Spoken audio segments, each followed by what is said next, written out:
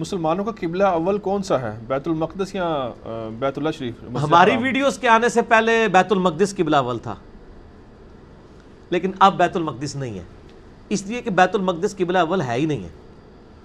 مسلمانوں کا قبلہ اول بیت اللہ شریف ہے، اور قبلہ آخر بھی بیت اللہ شریف ہے۔ یہ قبلہ اوسط ہے، درمیانی قبلہ بیت المقدس، کیونکہ جب آپ صلی اللہ علیہ وسلم بخاری میں آتا ہے نا کہ آپ ہجرت کر کے چلے گئے مدینہ شریف، تو 17 مہینے تک آپ نے بیت المقدس کی طرف نماز پڑھی۔ مکے میں تو ظاہر خانہ کعبے کی طرف ہی پڑھتے تھے، وہاں پہ بھی آتا ہے مستجاب پہ کھڑے ہوتے تھے، جو حتیم کے اپوزٹ سائڈ والی ہے، رکن یمانی اور حجر اسود کے درمیان والی دیوار، ادھر اگر آپ کھڑے ہو تو دونوں قبلوں کی طرف ویسے ہی منہ ہو جاتا ہے، وہاں تو یہ جھگڑا ہے ہی نہیں تھا۔ قرآن پاک میں سورہ بقرہ میں دوسرے پارے کے سٹارٹ ہی میں آتا ہے کہ ہم نے تمہارا قبلہ حضور صلی اللہ علیہ وسلم کی خواہش پہ تبدیل ہوا تھا نا، بار بار آتا ہے کہ آپ صلی اللہ علیہ وسلم آسمان کی طرف نگاہ اٹھا رہے تھے، ہم نے قبلہ اس لیے چینج کیا تاکہ اہل کتاب کے پاس تمہارے خلاف حجت نہ رہے۔ اہل کتاب کو یہ پتہ تھا کہ ابراہیمی قبلہ کون سا ہے، خانہ کعبہ۔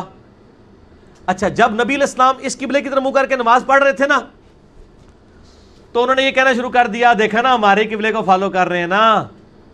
اچھا، اب یہ بھی خطرہ تھا کہ اگر قبلہ چینج ہو تو بھی کوئی اور آٹا گوندے ہلدی کیوں ہے، وہی والی بات ہے نا، آٹا گوندے تو ہلنا پڑے گا۔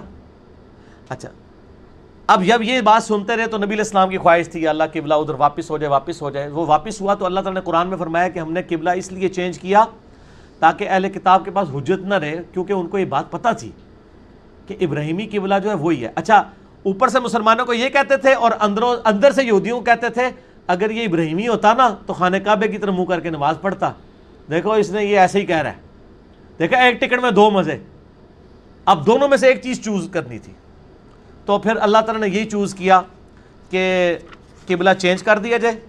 لیکن پھر وہ دوسری ایکسکیوز تو ان کے پاس تھی کہ اچھا تم کہتے ہو ہم موسیٰ علیہ السلام کو بھی مانتے ہیں، تو موسیٰ کا قبلہ تو یہ تھا، تمہارا دین ہی کوئی اور ہے، ادھر ٹور پہ ہون، دیکھا؟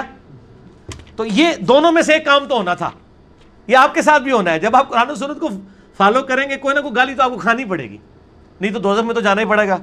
تو اللہ تعالیٰ نے کیا فرمایا، اعوذ باللہ من الشیطان الرجیم، پارہ نمبر 2 کا آغاز اس سے ہو رہا ہے، سَيَقُولُ السُّفَهَاءُ مِنَ النَّاسِ، ان قریب بے وقوف لوگ کہنا شروع کر دیں گے۔ اب ان کے ہاتھ میں وہ جیسے کہتے ہیں مرغے کی ٹانگ تو آ گئی نا، مَا وَلَّاهُمْ عَنْ قِبْلَتِهِمُ الَّتِي كَانُوا عَلَيْهَا، ان کا قبلہ کس نے چینج کر دیا جس پہ پہلے تھے، سانجا قبلہ تھا، یہ خود کہتا تھا ہم موسیٰ کو بھی مانتے ہیں، تو موسیٰ علیہ السلام تو اسی قبلے کی طرف تھے، اب اس نے اپنا قبلہ ہی بدل دیا۔ اللہ کا فرمایا قُلِ اللَّهِ الْمَشْرِقُ وَالْمَغْرِبُ، فرماؤ مشرق مغرب اللہ ہی کے ہیں، یہدی من یشاء الی صراط مستقیم، اللہ تعالیٰ جسے چاہتا ہے صراط مستقیم کی طرف گائیڈ کرتا ہے۔ یہ 3 رکوع اس سے پہلے بھی ہے، پہلے اللہ تعالیٰ نے وہی بات فرمایا کہ تم جس طرف بھی چہرہ کرو اللہ ہی کا چہرہ پاؤ گے، یعنی یہ ڈائریکشن سے کوئی فرق ہی نہیں پڑتا۔ بخاری مسلم میں حدیث ہے نبی علیہ السلام جب سواری پر سوار ہوتے تو قبلے کا اہتمام نہیں کرتے تھے نماز پڑھتے ہوئے، ہاں فرض نماز کے لیے زمین پہ اتر کے پڑھتے تھے، اور بخاری مسلم کے الفاظ ہیں وطر اور نفلی نماز سواری پہ پڑھتے، اور اس چیز کا بھی خیال نہ کرتے کہ سواری کس طرف مڑ رہی ہے۔ تو استقبال قبلہ تو سنتوں میں اور وطر میں ہے ہی کوئی نہیں ہے، یہ تو ہے کہ جدھر بھی منہ کریں، تو یہ قبلہ جو شرط ہے وہ صرف فرض نماز کے لیے، تو اگر یہ اتنی اسٹرکٹ شرط ہوتی تو نفل کی بھی ہوتی، تو جدھر بھی چہرہ کرو اللہ کا رخ ہی پاؤ گے، اور خانہ کعبے کے اوپر کھڑے ہو جائیں تو پھر کس طرح منہ کریں گے، جدھر مرضی کریں، اور حتیم میں نہیں وہ اب ہے، پہلے یہ ہوتا تھا کہ حتیم میں کھڑے ہوں گے تو کعبے کی طرف منہ کریں گے۔ جب ہماری ویڈیو آئی ہے تو ہم نے بتایا ہے کہ حتیم کعبے کا حصہ ہے، حتیم میں آپ کعبے کی طرف پیٹ کر کے بھی نماز پڑھیں تو آپ کی نماز درست ہے، کیونکہ کعبے کی بلڈنگ کے اندر آپ جس طرح مرضی منہ کریں۔ یہ جو آپ کو بلڈنگ دروازے والی نظر آ رہی ہے نا، یہ آدھا قبلہ ہے۔ بخاری مسلم میں حدیث ہے، اے عائشہ مجھے اگر تیری قوم کا خیال نہ ہوتا تو میں خانہ کعبہ کو ابراہیمی بنیادوں پہ تعمیر کرتا اور حتیم کو قبلے میں داخل کرتا۔ حتیم جو ہے یہ کعبے کا حصہ ہے، اور بخاری میں الفاظ ہیں کہ مشرکین عرب نے اپنا پاک مال جوڑا اور کعبے کی تعمیر شروع کی، تو مال پانی ختم ہو گیا، اٹا شٹا عثمان صاحب دیاں، سیمنٹ بجری، تو انہوں نے کہا ان کو نظر آ گیا یہ تو ختم ہو رہا ہے، انہوں نے کہا ایک کمرہ بنا دیتے ہیں اور باہر والا جو حصہ ہے نا اس میں چھوٹی سی دیوار بنا دیتے ہیں، اسی لیے طواف کعبہ حتیم کے باہر ہوتا ہے، آپ حتیم کے اندر سے چکر کاٹیں آپ کا طواف ہی نہیں ہونا، دیکھیں نا باہر سے ہوتا ہے. اس لیے انہوں نے جو حجر اسود اور خانہ کعبے کے دروازے والی سائڈ ہے نا حتیم کی, وہ بند کی ہوئی ہے, وہ ڈائریکٹ کعبے سے جڑی ہوئی ہے. حتیم میں جانے کے لیے آپ کو پرلی طرف سے آتا ہے, وہ اگر جڑی ہوتی لوگ شارٹ کٹ پاکستانی مار کے چھوٹا جائے طواف کر لیندے. وہ بڑا صحیح کام کیتا جو بھائی, انہوں نے تو پتہ ہی کچھ نہیں. آپ شارٹ کٹ آپ مار نہیں سکتے, چھلانگ بھی نہیں مار سکتے, وہ اچھی خاصی اونچی ہے, ویسے بھی وہاں کھڑے ہوتے ہیں وہ, تو وہ انہوں نے اس لیے جوڑی ہوئی ہے. اور یہ اللہ کی رحمت ہے کہ وہ آج تک باہر ہے. حکمرانوں کو اندر لے کے جاتے ہیں, سر ہم بھی اندر ہی جاتے ہیں. حتیم کے اندر آپ کوئی بھی نماز پڑھ سکتا ہے, اندر ہوتی تو پھر آپ کو, تو حتیم کے اندر آپ کھڑے ہو کے کعبے کی طرف پیٹھ بھی کر لیں, جو آپ کا آج کل اسٹیبلش کعبہ ہے, اصل میں تو وہ پورا ہی کعبہ ہے. خانہ کعبے کے اندر آپ جائیں گے تو کس طرح منہ کریں, دائیں دیوار کو, بائیں کو, جدھر مرضی کریں. حتیم میں بھی آپ جس طرح منہ کریں نماز آپ کی ہو جائے گی. لیکن کریو نا تو پھڑ کے انسیدہ کر دیں گے, وہ کہنے کہ یار تو قبلہ ہے, کول آ کے نظر پہ آلنا سامنے قبلہ ہے, تو کنڈ کیتی ہے. میرا خیال ہے کرو یار, تسی تے ہمت کرو لوگوں کو دین سکھانے کے لیے, کریں ایسے. اور یہ امہات المومنین کی سنت ہے. بخاری مسلم میں حدیث ہے, ابو سفیان رضی اللہ تعالیٰ عنہ فوت ہوئے نا, تو ان کی بیٹی تھی ام حبیبہ, ہماری ماں رضی اللہ تعالیٰ عنہ وسلام اللہ علیہ. 3 دن گزرے نا, ام حبیبہ نے اپنی سہیلیوں کے درمیان نا خوشبو ملی یوں کر کے رنگ والی. تو ساری سہیلیاں آج کل جسے نہیں پیڑی ہے تیرے تو پیو مرے ہے, تو انہوں نے بھی کہا کہ آپ کا باپ مرا ہے اور آپ تیسرے دن خوشبو لگا رہی ہیں, آپ تو سوگ کریں. ان کا میں نے تم جاہلوں کو دکھانے کے لیے کیا ہے. میں نے نبی علیہ السلام سے سنا تھا کہ کسی میت پہ 3 دن سے زیادہ سوگ نہیں ہے, سوائے خامد کے اوپر بیوی 4 مہینہ 10 دن کرے گی.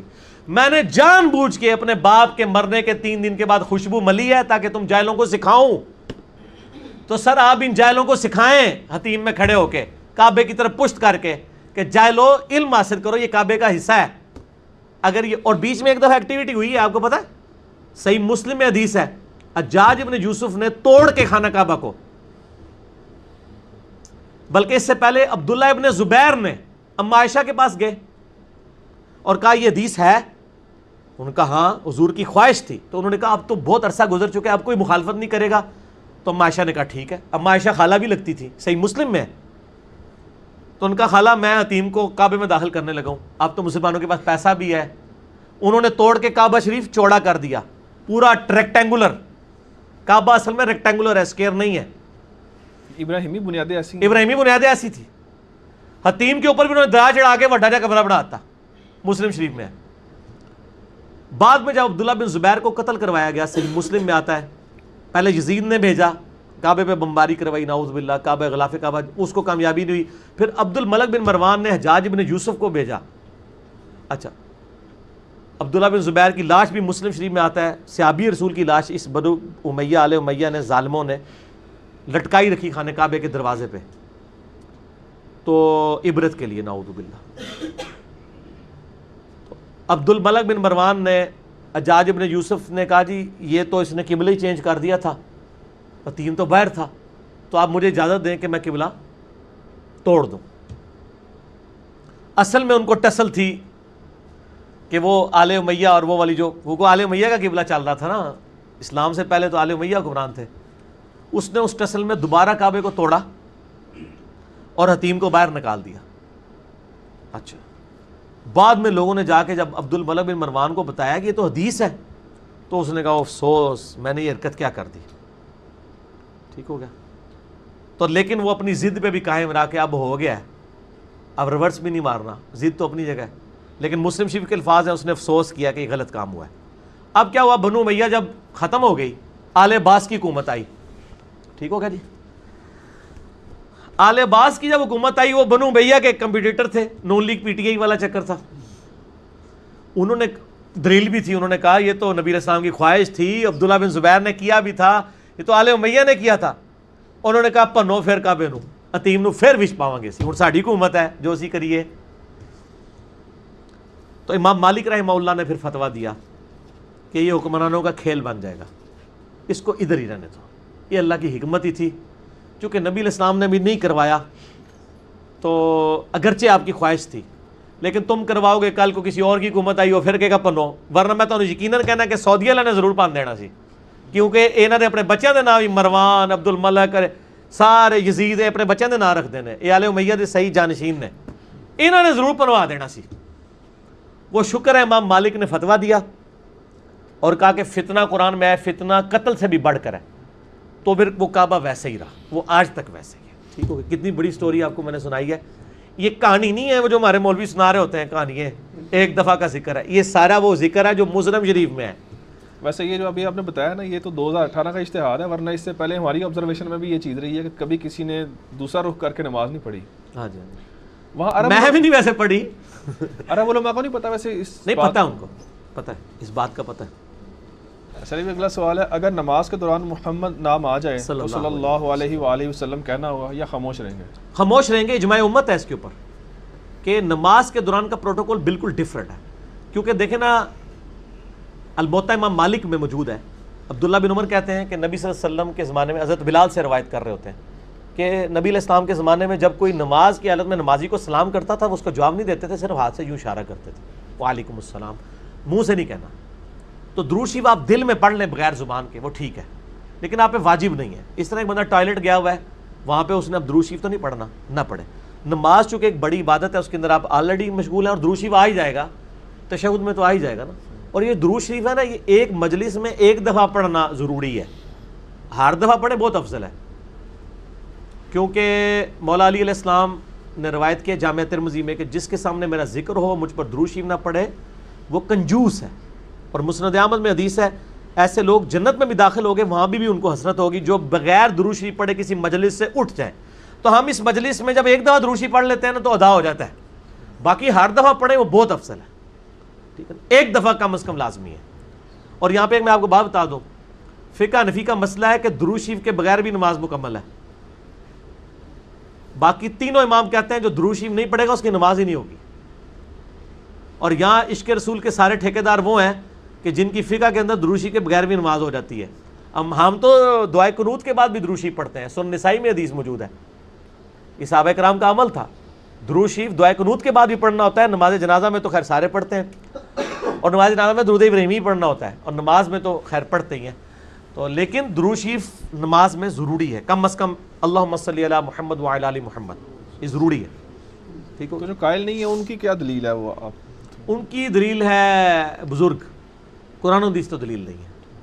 تو بزرگ جو لکھ جائیں، چاہے وہ غلطی سے لکھا گیا ہو یا کسی کاتب کی غلطی سے لکھا گیا ہو، وہ اس کو فالو کر رہے ہوتے ہیں سر، وہ اسی طریقے سے چلتے رہتے ہیں. ٹھیک ہو. لوح محفوظ اور ام الکتاب میں کیا فرق ہے؟ ایک ہی ہے. قرآن کے بارے میں ہے نا، بل ہوا قرآن مجید فی لوح محفوظ. اصل قرآن لوح محفوظ میں، یہ اس کی مصدقہ کاپی ہے. اور اسی لوح محفوظ کو اللہ تعالیٰ نے سورہ الزخرف پارہ نمبر 25 کے سٹارٹ میں ام الکتاب بھی کہا ہے. ام کا مطلب کیا ہوتا ہے؟ ماں، کتابوں کی ماں، کتابوں کی جڑ جدھر سے ساری نکلی ہیں. تو یہ سورہ زخرف ہے. اعوذ باللہ من الشیطان الرجیم، بسم اللہ الرحمن الرحیم. انا جعلناہ قرآنا عربیا لعلکم تعقلون. ہم نے قرآن اس لیے عربی میں نازل کیا تاکہ تم سمجھ سکو. وَإِنَّهُ فِي أُمِّ الْكِتَابِ لَدَيْنَا لَعَلِيٌّ حَكِيمٌ. اور بے شک یہ قرآن تو وہ اس ام الکتاب میں لکھا ہوا ہے جو ہمارے پاس ہے، بہت بلند اور حکمت والی. ٹھیک ہو گیا جی. تو ام الکتاب وہ ہے، کتابوں کی ماں. اسی سے تورات بھی اتری ہے، اسی سے انجیل بھی اتری ہے، اسی سے قرآن بھی اور زبور بھی، ساری صحائف جو ہیں وہ اسی ام الکتاب سے. وہ اللہ کی ہارڈ ڈسک ہے جی، وہ ام الکتاب ہے، سب کچھ اس کے اندر ہے، تفصیلات.